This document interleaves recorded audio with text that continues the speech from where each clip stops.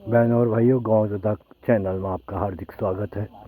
इस वक्त हूँ मैं मानिला, तल्ला मानिला सिद्धपीठ मानिला में। बड़ा ही रमणीय सौंदर्य, हरे भरे जंगल के बीच बांज और बुरांस के पेड़,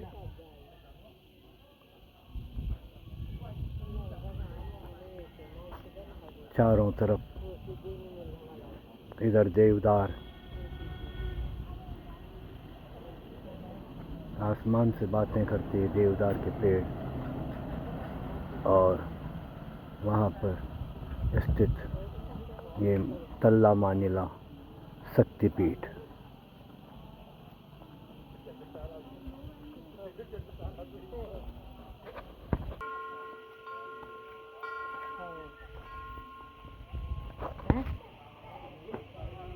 मंदिर तेरा है घूमने घामने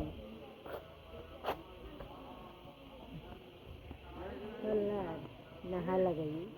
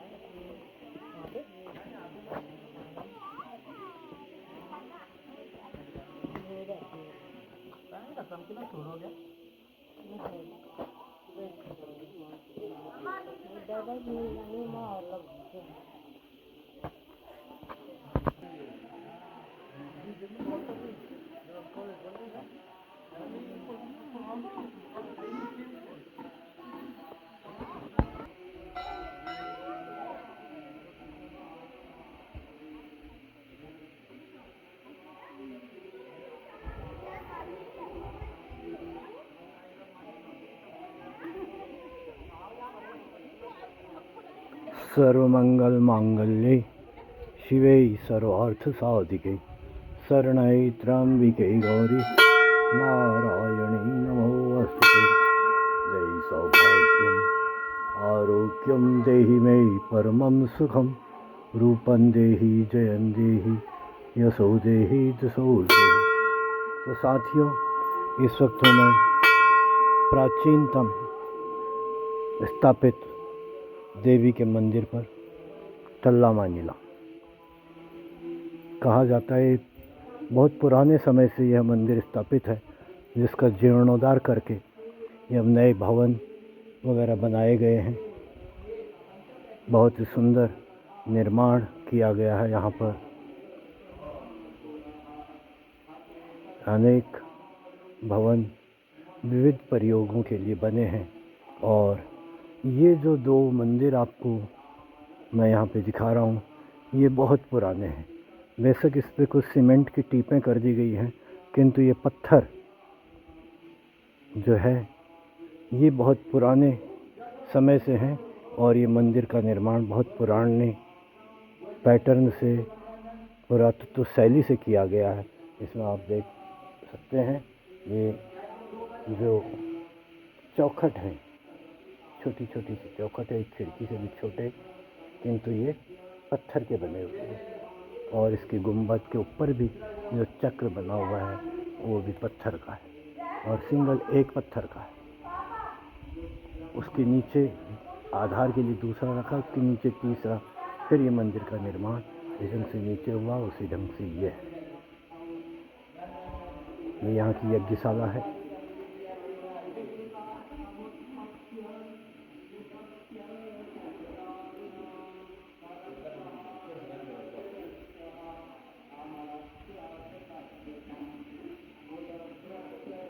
ये राधा कृष्ण का मंदिर। हे राधा कृष्ण, आपकी जय हो। आप प्रेम की प्रतीक, सभी को आनंद देने वाले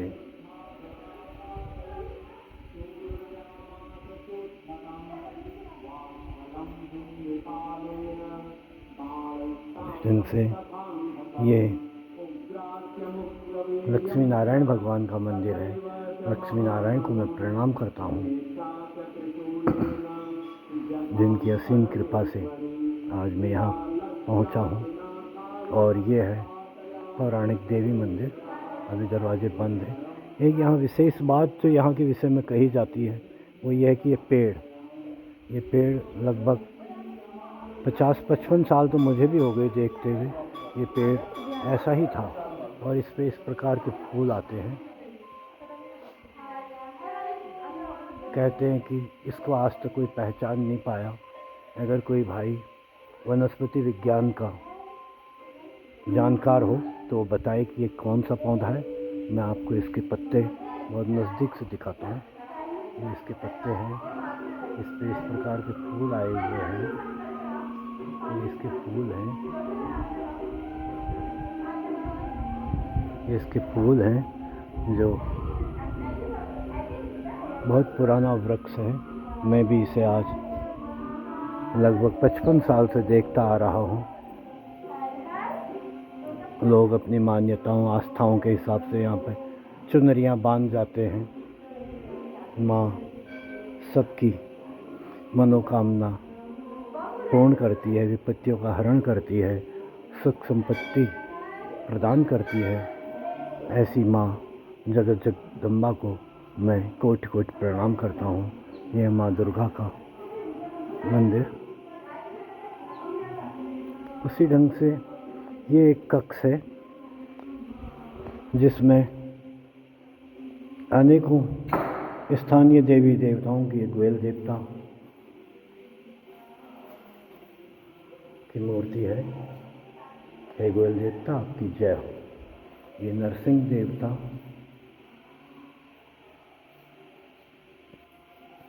नरसिंह देवता।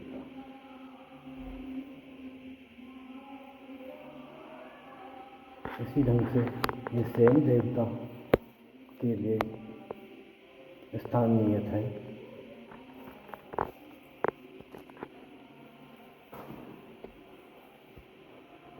ये श्री बधान देवता का नियत स्थान है। बधान देवता ये अन्नपूर्णा ग्वेल्दे रानी, जिसे जंगल में तो ग्वाल पूजा करते हैं, वो अन्नपूर्णा ग्वेल्दे रानी। इसी प्रकार ये बद्रीनाथ मंदिर बद्रीनाथ जी को समर्पित है स्थान। यहाँ नागार्जुन देवता विराजमान है। नागार्जुन देवता। उसी प्रकार ये नागराज देवता हैं।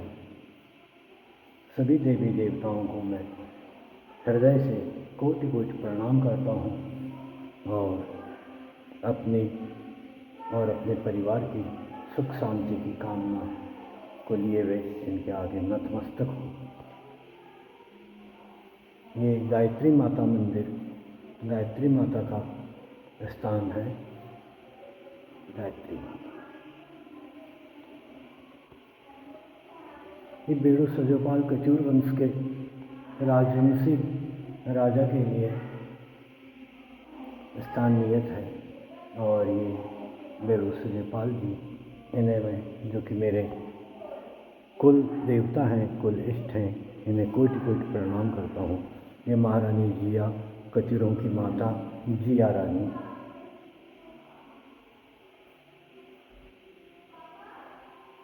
माँ जिया रानी को मैं कोटि कोटि प्रणाम करता हूँ।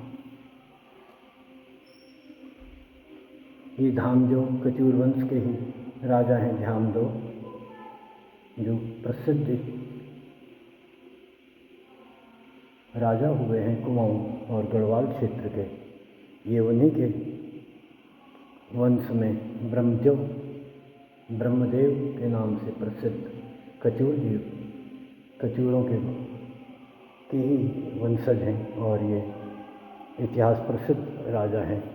उसी ढंग से ये क्षेत्रपाल देवता है जो भूमि के हर क्षेत्र की जनसूचियों के अनुसार देवी शक्तियाँ रात्रि के अनेक चलते राहगीरों को मानवीय रूप से पथ प्रदर्शन बनकर भयमुक्त कर अपने नियत स्थान तक पहुंचाने में मदद करते।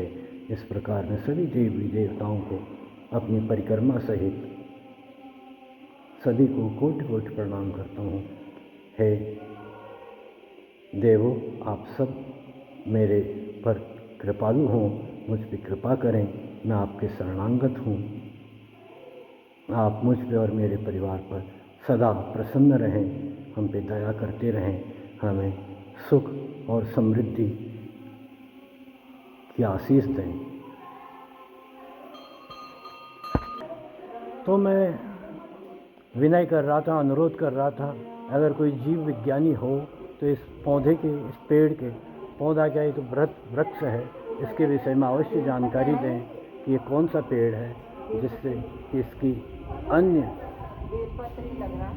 अन्य प्रजाति या अन्य पौध इसकी कहीं उपलब्ध हों या किस प्रकार इसकी सुरक्षा की जा सके तो बड़ी कृपा होगी।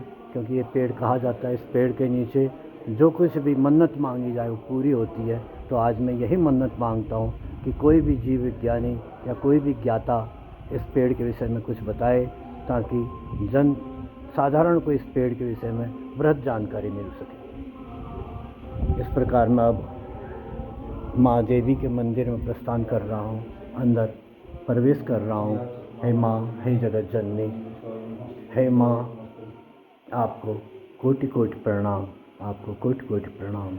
आप सदा मुझ पर और मेरे परिवार पर सदा कृपा करें, मुझ पर हमेशा अपनी दया करती रहें, मैं आपके शरणागत हूँ। हे माँ, आपको कोटि कोटि प्रणाम, आपको कोटि कोटि प्रणाम। हे माँ, इस प्रकार ये पंडित जी हैं, ये संभवतः ये चौना के हैं, लकचौरा लोग यहाँ के पुजारी थे। तो ये बजों के लकचौरा जो यहाँ के आदिकाल से ही पुजारी हैं, यही इसके कर्ता धर्ता लोग हैं। गांव के लोग अपने शायद ये बारी लगाते हैं, कुछ करते हैं, उस विषय में मैं नहीं जानना चाहता, पर इसके स्थापित पुजारी जो हैं वो लकचौरा लोग हैं, बजों के। तो इस प्रकार मैं इस वीडियो के माध्यम से आपको तल्ला माइनला के कुछ दृश्य दिखाया है। माता रानी की जय। ये यज्ञ कुंड है, हवन कुंड है।